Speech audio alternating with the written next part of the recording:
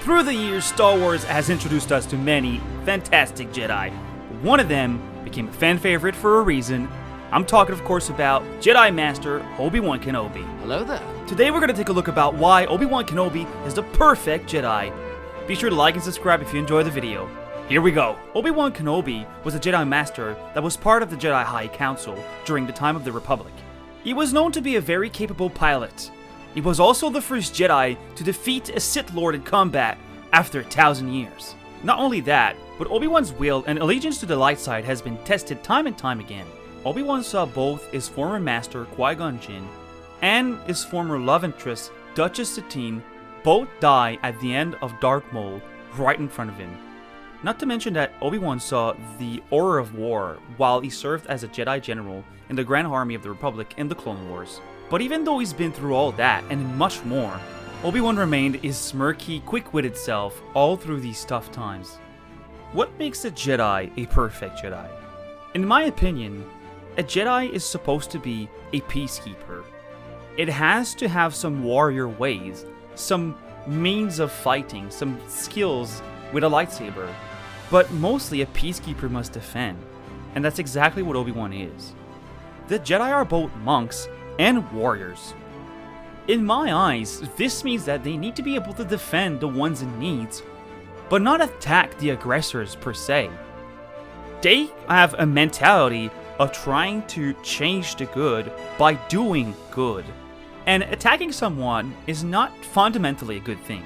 This is why a Jedi must answer a call to help, but not intervene in a situation where no harm has been done already. This is why most Jedi that were living during the time of the Republic, and mostly during the time of the Clone Wars, were not Jedi in the most perfect sense, because they had to act as soldiers. Even though they were occupying posts such as general and commanders, they were still soldiers in the sense that they were serving the Republic and the Senate. They could not properly practice their true Jedi ways.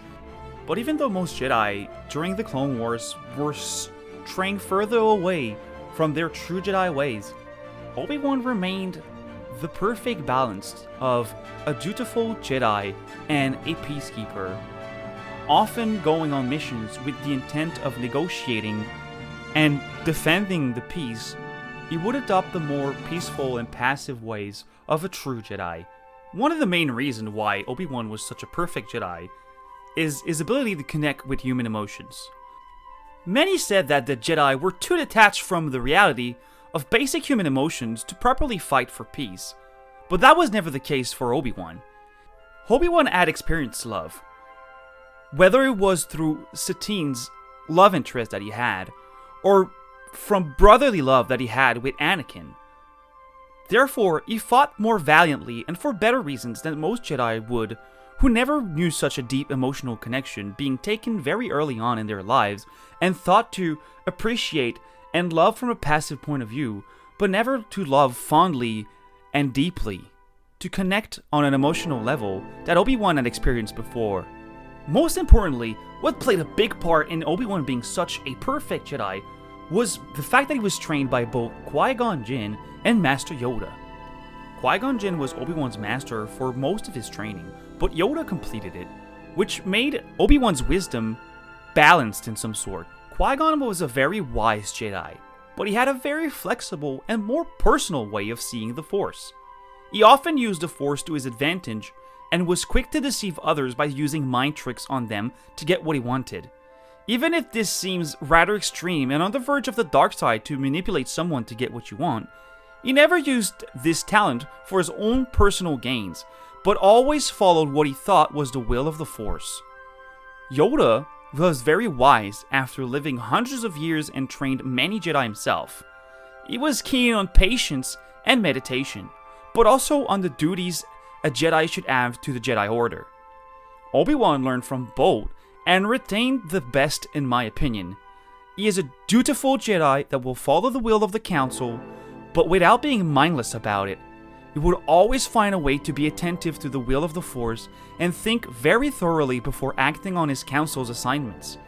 He was not above using mind tricks on his opponent, seeing it as a better alternative to fighting.